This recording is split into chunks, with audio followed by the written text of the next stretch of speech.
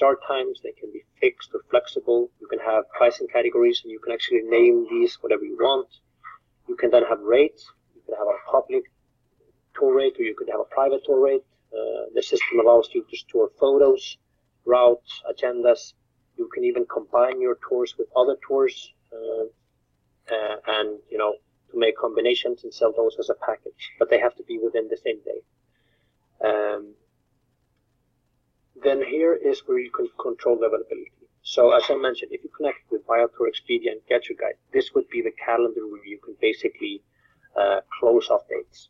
So you jump into the products and you say, all right, this date is blocked, so is this one. I'm going to reduce this availability to 90, and then you save this, and immediately gets pushed to all your channels. So even if you can also use Booking through your website, for example. So the idea behind this is that you control your availability from one place, and it's automatically connected to all your channels. Right. So in other words, if they've got 3 helicopters, I believe. 2 of them are kind of full. Someone calls in and says, I want a private charter for that day. They'd jump in and block out that last helicopter, and so they'd have no availability that day, and therefore all the resellers would not be booking that because it would show it's sold out. Exactly. Yeah. Okay. I got it. The one thing that we don't have yet, which me and Paul were talking about, is resource management. That's something that's being requested frequently, and would work so that you could have 3 helicopters. You could offer the same availability, and if someone books, well, let's take 1 helicopter as an example. So let's say that you have 1 helicopter and you have 3 different tours. Someone comes in and books the helicopter on a certain day. Automatically, the other 2 tours should be blocked. Mm-hmm. This is what I mean by resource management, and this is something that I'm guessing at least that we will be creating within the next couple of months, because this has been requested frequently. I can't promise anything though, but I'm truly hoping so, because we're getting bombarded with questions about that. Right. Okay. Let me ask you one other question. Back to that calendar. If someone, if they had a bunch of sales come in off their website and for a particular day, and it filled up the helicopter, obviously the software would automatically block it out because it's got that basic inventory control, I assume, right? You don't have to go in there and manually tell that, oh, we're sold out this day because we sold 12 seats. It would do that automatically, right? Yeah. So as long as you connect this to your website, and you can do so by, for example, adding a widget. Yeah, well, just so you know, that's the whole purpose of us doing this, is not to get sales from OTAs. They want online booking on their website. And so, yeah, it's linked to their website. They would load in their inventory, and obviously on Thursday, if they got 12 seats and they sold 12 seats online, it would automatically block that calendar out to Viator, right? Exactly. Yeah. Okay, good. Okay, that's Sue, that's kind of the core behind this, that the availability is controlled in one place.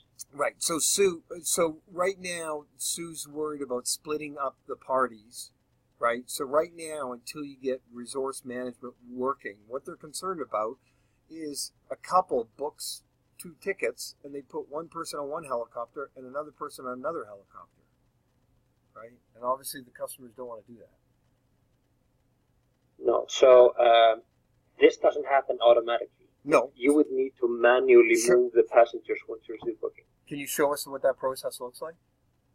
Just real quickly? Or the way the bookings works, and just to mention, because you guys asked me to enlarge the image, you can do so by going to your Skype screen, I think, and push the full screen. Yeah, I've got it full screen. I'm recording everything you say. So Sue doesn't have it together. I'm sending a recording afterwards. So yeah, I got it. Okay. The way you receive a booking in here is basically like this. Right. So you're receiving the booking, information like this. It tells you which tour, tells you details about your customer, but you will manually need to allocate passengers to your resources. Right. Okay. That's basically the way it works, unless you do this through rates. And this doesn't affect your availability, but it would allow you to control it. Yes, you essentially could. So let me rephrase that. with the rates, you can actually control how many people can book each rate. So you could have a minimum passengers and a maximum amount of passengers. So let's say that you would allow people to actually choose their helicopters. You could go in and you can choose the availability. They could go in and they could choose the rate for that particular day, and the availability goes down as a whole for the tour. Because that helicopter got taken out of inventory. No, it didn't got taken out of the inventory. You just received 2 bookings for the private tour on that particular day. Right. I know it's a bit complex because the sister offers a lot of variety, and this is the only workaround through this. Basically, to use perhaps rates, and you can also set kind of occupancy, how many spaces each tour takes up. And then another way to do this would also just be to rename your pricing categories so that it shows helicopter 1 and helicopter 2. I see. So it's kind of a workaround. I got you. So you name helicopter. Yeah. It's almost like you call it a private, so you have more control of it. Is that kind of the strategy? Exactly, yeah. But it doesn't really affect availability, and right. That's kind of what we want with the resource management. Right. I got you. Sue, do you have any questions in the chat window there? What I was talking. Okay, so you sent me the list of OTAs, and the other question I had was. Shopping cart recovery. The guy's halfway through the process. Do you capture the guy's email and do a follow-up with his email to say, hey, come back? No, unfortunately we don't. Okay. Not yet. Okay, but that's a totally simplistic feature, right? You got the guy's email at the beginning of the booking, right? So, okay. Sue says we have 2 and 6-seater helicopters and 1 4-seater. So she's basically saying each one of the different helicopters have different seating, but you would just assign that as almost like under rates as helicopter 1 with 2 seats, helicopter 2 with 4 seats, and helicopter 3 with 6 seats. Would you not? Yes, so I mean, if these are all providing the same tour, you would essentially add in availability of 16. And then people would start booking. So you would receive 6 people in a booking, then you would allocate them to one of the 6-seaters. And then, as you go on, you always need to manually allocate the people that come in to the helicopters. Yeah. And in the future, once resource management is working, you just create a modular, which is I got helicopter 1, helicopter 2, and then when the customers come in as a 2-person booking, it's intelligent enough not to split them up? That's what I'm hoping. I can't say for certain because they haven't started. But I mean, I was thinking of a shuttle service. Those airport shuttles. I mean, they don't want to split the people up because they got a van going to one hotel with one customer and another van going. I mean, it's just not helicopters. It's like, other than a 56-passenger bus that they don't really care where they are, everybody else in the tour industry doesn't want to get split up, right? No, I mean, and we aren't splitting people up. Yeah. Like, that doesn't happen automatically. That's basically, you guys would need to do the split up. Yeah. But the whole idea is the software is supposed to reduce manpower, right? So, but anyway, it's coming. So, Sue, did we have any other questions? You could. Do you have any other questions, Sue? So one of the things that you mentioned there was FareHarbor. Probably the biggest difference between us and FareHarbor, at least what I'm hearing from our customers, is that, of course, the price point. We're cheaper. You have more control over your products. You don't always have to contact them to change your inventory. And then probably the biggest thing is the marketplace right here. So this is where you create contracts with whomever you would like to partner up with. So you're telling me that those are all retail websites, and you just go through there and say, yeah, I want to be sold by Amsterdam 360, and boom, you're on their site? For example, I wouldn't perhaps use them, but if you find Musement, I know those guys, for example, yeah, these are somebody that I would suggest trying to work with. They are a global OTA, just like Viator and Get Your Guide. Yeah. If you create a partnership with these guys, You basically go in here, you have your commission rate, you select the products that you'd like to offer them, Right. and then you get a pricing Right. list here. So it's a way of fast tracking getting sold by resellers without having to do the calling and all the hassles of getting the contract, right? Exactly. Yeah. Okay. And you also have this feature of a booking agent here, which allows you to create booking agent logins for sellers that you'd like to work with. Yeah. So these can be created with two ways. One is you want them to pay immediately through a credit card, and the other is invoiced later. Right. Now, Sue does have desk people that will be using it. They have a check-in counter. They have a physical location. And I saw you've got that on your website, so obviously the desk people can be taking bookings as well, right? Yeah, they can go here. There are two ways. Go to the booking desk and book tours and activities. I like this view where you select the tour that you'd like to do. Yeah. If these people are new, they have a lot of information here about the tour, which they can, comment on. And then they simply go through the step here of finishing the booking. And I'll just show you kind of that you can actually get a lot of detail if you want to. So I'm going to create a new customer here. So you don't have to fill all this in. It can be just these two lines. But if you want to add this in, you can add a lot of information about the customer. And let's just do these two. And then in the final step, if you have a special request, you can do so. If you need names, if you have questions that you need to ask people, I don't know, about, security details about the helicopter rides, you can do so as well. And then the final step, you can add in discounts. If people have promotional codes or gift cards and stuff like that, you can also add. And obviously you can set up all the autoresponders, to say, hey, you're coming in 5 days. We've got a deluxe tour. Would you like to upgrade? So you have the ability to someone buys a basic tour to upgrade to a deluxe? Yeah, you can upgrade people to other tours, and you can change the activities and all that. So that's fairly easy. Okay. If you want to send out automated messages, you can do so on confirmation, X days before travel, X days after travel. But let me ask you a question. Is it done automatically? If we set up an autoresponder to Bob and say, Bob, here, upgrade, click on this link, can he manually go and upgrade to a more expensive tour without any back-end help from Sue?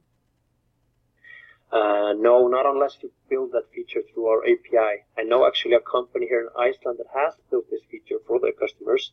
Right. And I think they're even offering to sell that invention as a separate part. So I could get you in touch with them if you wanted to do something like that. Okay, good deal. Okay, Sue says, do you have it set up so we can see what the daily tours and spreadsheet is? No. Leo just went and looked around. He didn't load it.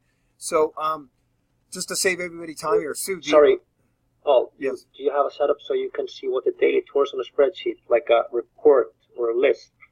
You have several different reports on this. One is the passenger list. Yeah. And then you can also go in here for reports for tours and activities. You can select the date, and you can get up a list of all your passengers and stuff like that. Right. Was that your question? Yeah, that's for the manifest and stuff like that. Yeah, I was just seeing that. Sue's got a question. Do you have to set up? What about the asset list of heli? What about the asset list of heli? Are you meaning the loading in the different helicopters seats that you have, your inventory list? Now, Leo hasn't done that yet. He just went in. And what they're flying for that day? I don't expect, we don't really have kind of a management system for any sorts of assets. The system is all built around tours and activities.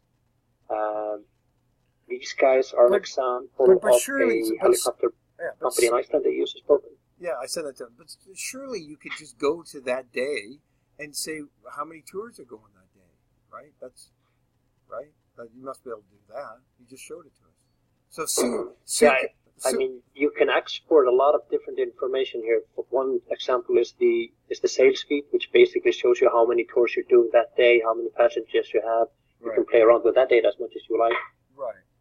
And so, if worst case, Sue, you could export this and bring it into a Google Doc, and then, do the final moving around for that day. Sure. For jockeying around. So But the point is surely you could pick a day and pull it up, and it'll tell you how many tours you got going that day, and print out a list of who is going on those tours, right? Yeah, definitely. And that's what you do through the reports. So, one of them is the tours and activities. Right. You can also bring up a passenger list or pickup list if you have that. Okay, so just do an export to an Excel. Just Sue wants to see you export a list. Yeah, and you just export it out to Excel and then upload the Excel to Google Docs, correct? It gets sent to my email when I export it. Yeah. Oh, it's a Google Doc already or no? Oh, no. Okay, there you go. No, it shows up in an Excel spreadsheet. Right, and then you just upload the spreadsheet to Google Docs. Yeah. So this would be the one you play around with. Yeah. Here you'll get all the details about the customers, which tour they're doing, confirmed or canceled, price, all that. Yeah. Okay. Sue, you got any other questions?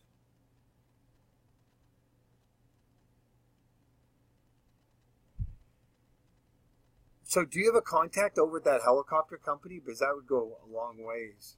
Do you have someone that Sue can just touch base with?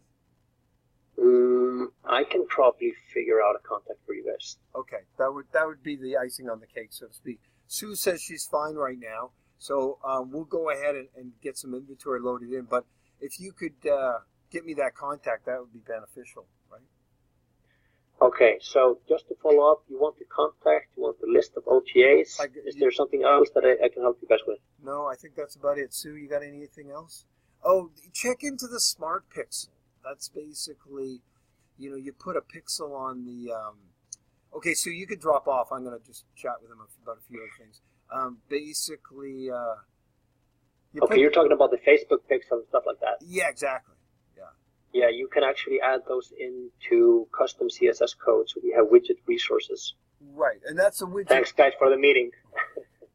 So that's basically, you put it on the thank you page when someone makes a booking, and that way, when a guy clicks through on a retargeting ad or an AdWords ad, you know if he made a booking, correct?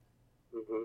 Yeah. So there are two ways of doing that, because essentially you will operate the website. So you can either add that into your own website. Yeah. And then our widgets are iframes. Yeah. So in the iframes, you can add that into custom heads, as you can see here. Right. I got you. Okay, I think that's pretty much it. We'll go ahead. It looks like Sue wants to move forward. So, man, you're lucky I read that press release when I did, because she was already fully loaded in Fair Harbor. All her inventory was there. And I said, Sue, I got some bad news, but you're selling $800 helicopter trips. It's actually good news. So, that's why I was kind of hot to trot, because she was kind of saying, look, I went through this whole process with Fair Harbor. I said, well, look, if you want to save 5%. Just wanted to be done with it. Yeah. But anyway, so we're all good. So let us load it all in. It just find me the Ralph, her husband, was the guy who was kind of saying, I'd like to talk to another helicopter company. And so if you could dig that up, that'd be good. And then we'll go ahead.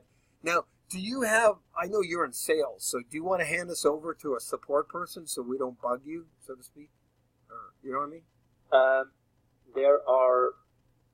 What I would suggest is, if you need, guidance with instructions, you can go up here to the right-hand corner with the help section. Yeah. But then if you, just open this up, you'll also have access to this within the system. Okay. This is our support unit, and yeah, you're using Intercom, right? Yeah, exactly. Yeah. And we're trying to add more people. We've been growing by 100 signups, I think, every day now since we sent out the press release. So we're adding people into the support system. We will have 24/7 support very soon. I gotcha. So when I got new clients, I'll be contacting you. But as for supporting Sue, you've already got Intercom, and that works really well and everything, and she should be fine. Correct? Yeah, correct. Okay, good deal. Well, I'm going to get Sue up and going on it and make sure she's happy. And then I've got a few. You understand what I do is I'm like an ad agency for tour companies. So there's I slowly realized that. Yeah. So I know a bunch of guys that are on Peak and Fair Harbor that I can tap them on the shoulder and give them the heads up, because most of them have their head buried in the in the tour business. You know what I mean? They're buried in operations and they don't really see what's, you know. Exactly. So that's all good. Your time's valuable, so I'll let you go. I'll get this set up and I'll be back in touch with you. All right. Thanks for the talk, Paul. Yeah, bye-bye.